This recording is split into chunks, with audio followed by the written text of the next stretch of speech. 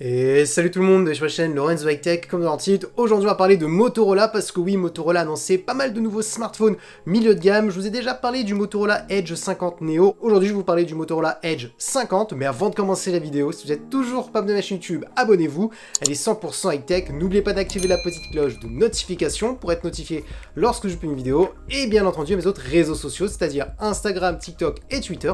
Tous les liens seront en bas dans la description. Maintenant commençons par le design. Alors en termes de design, personnellement je trouve plutôt joli pour un smartphone milieu de gamme. Dites-moi ce que vous en pensez en commentaire quand vous regardez la face avant, quand vous regardez le dos du smartphone. Alors au niveau de la face avant, on est sur un écran qui est légèrement incurvé. Donc c'est un peu bizarre de voir Motorola quand même insister sur les écrans légèrement incurvés. On voit que maintenant toutes les marques abandonnent un peu les écrans incurvés parce qu'il y a eu quand même une stat qui est sortie. Les gens préfèrent des écrans plats, même si c'est vrai que les écrans incurvés c'est plutôt joli, mais parce que c'est quand même plus fragile si vous faites tomber votre smartphone. Sur l'écran, sur le côté, hop, l'écran a plus de chances de se briser qu'un écran plat. Donc c'est quand même un peu curieux quand même de voir Motorola qui insiste quand même à ce niveau-là. Après peut-être qu'ils ont fait un sondage chez leur marque et ils ont vu peut-être que leur clientèle aimait beaucoup ce style d'écran. Maintenant on va attaquer tout de suite les caractéristiques de la face avant. On a une grande diagonale de 6,67 pouces avec une très bonne résolution de 1,5K. On est sur un écran OLED accompagné par un taux de rafraîchissement de 120 Hz. Au niveau de la luminosité, on est sur en général une luminosité de 1200 nits et on a atteint des pics jusqu'à 1600 nits avec de l'HDR. Ensuite, on a un écran qui est compatible HDR10+, donc un bon point pour les personnes qui aiment bien regarder des contenus multimédia sur leur smartphone. Et pour terminer, au niveau de la caméra frontale, on est sur un capteur de 32 mégapixels. Donc oui, on peut le dire, pour l'instant, pour un smartphone milieu de gamme, on est quand même sur de très bonnes caractéristiques. Maintenant, parlons de la partie photo. Alors, je vous dis tout de suite, Motorola n'a jamais été les champions dans le domaine de la photo au niveau des smartphones, mais ils sont souvent plutôt corrects. Et là, encore moins, on est sur un smartphone milieu de gamme, on n'est pas sur le plus premium de Motorola, donc il ne faudra pas s'attendre au meilleur photophone de Motorola, vu qu'on est sur un milieu de gamme. Mais par contre, franchement, il s'annonce quand même plutôt polyvalent, vu les capteurs qu'on a sur ce smartphone. On a un premier capteur principal de 50 mégapixels qui est stabilisé, donc un bon point pour la partie photo comme pour la partie vidéo. On a ensuite un ultra grand angle de 13 mégapixels, donc pour faire des photos à plan large, et on a un téléobjectif de 10 mégapixels qui permettra d'avoir un zoom optique jusqu'à x3 parce qu'on est sur un zoom optique, donc ça c'est un bon point. On voit vraiment que chaque capteur a son utilité, donc ça c'est un bon point.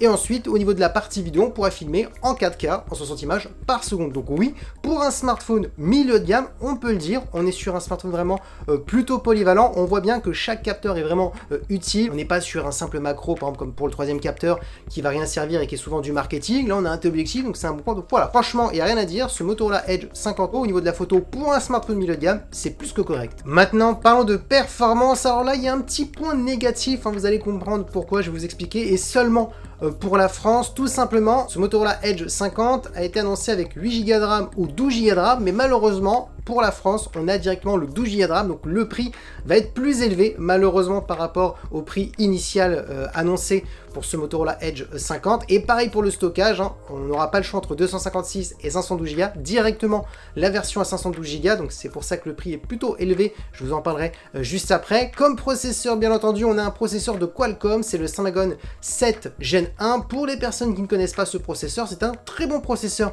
milieu de gamme, mais attention, ce n'est pas le meilleur processeur milieu de gamme de Qualcomm, mais ça suffira largement pour faire des jeux vidéo. Donc si vous me posez la question, est-ce que Genshin Impact, Call of Duty Mobile, ça tournera sur ce processeur? Oui, aucun souci, avec des graphismes plutôt dans moyen, voire élevé pour certains jeux vidéo. Tout dépend après aussi de l'optimisation. Pareil aussi pour tout ce qui est surf sur internet, aller sur les réseaux sociaux, vous inquiétez pas, ça ne demande pas énormément de performance. Donc oui, on sera sur un smartphone plutôt polyvalent. Ensuite, concernant le son, ce Motorola Edge 50 possède un son stéréo qui possède la compatibilité Dolby Atmos, donc un bon point pour les contenus multimédia. Concernant la batterie, on est sur du 5000 mAh avec de la recharge ultra rapide en filaire de 68 watts.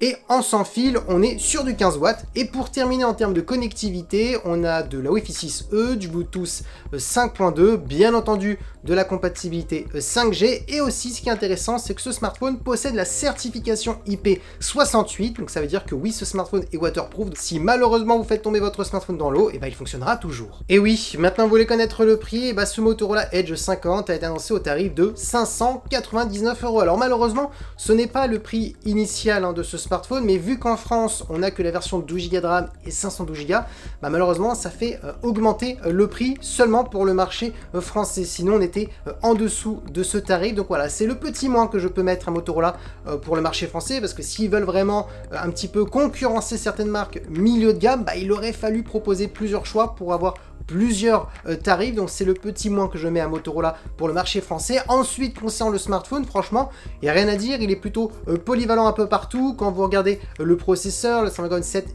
Gen 1 est un très bon processeur. Alors certes, si vous recherchez le processeur le plus performant par rapport au prix du smartphone, on est loin du meilleur rapport qualité-prix perf, ça je vous dis tout de suite.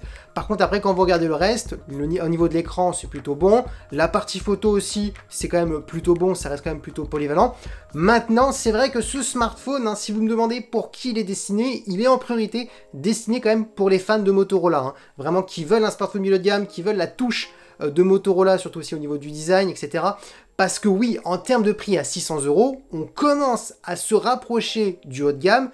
Et quand vous regardez certaines caractéristiques, notamment le Snapdragon 7 Gen 1, à 599 €, on a des plus gros processeurs. Si vous regardez chez Xiaomi, si vous regardez du côté de Samsung, et j'en passe, je vais pas citer toutes les marques, mais il y a quand même pas mal de concurrents en face. Donc c'est vrai que en priorité, c'est vraiment pour les fans de Motorola, et ils ont une grande clientèle quand même Motorola. D'ailleurs, pour savoir, ils sont top 5 en termes de vente en Europe actuellement. Donc ils ont réussi un petit peu à remonter la pente. Donc maintenant, est-ce que ça va suffire pour essayer de gagner un peu plus de parts de marché pour des personnes qui ne sont pas vraiment fans de Motorola, mais qui veulent pourquoi pas s'intéresser à Motorola? Ça risque peut-être d'être compliqué par rapport au prix que ce Motorola est vendu en France. Du coup, dites-moi ce que vous en pensez au niveau du prix, des caractéristiques. Est-ce que ce Motorola vous plaît? Dites-moi tout ça en commentaire, j'y répondrai avec plaisir, parce que oui, la vidéo est terminée. J'espère que la vidéo vous a plu. Si c'est le cas, n'oubliez pas le petit pouce like, de vous abonner sur cette chaîne YouTube et d'activer la petite cloche de notification pour être notifié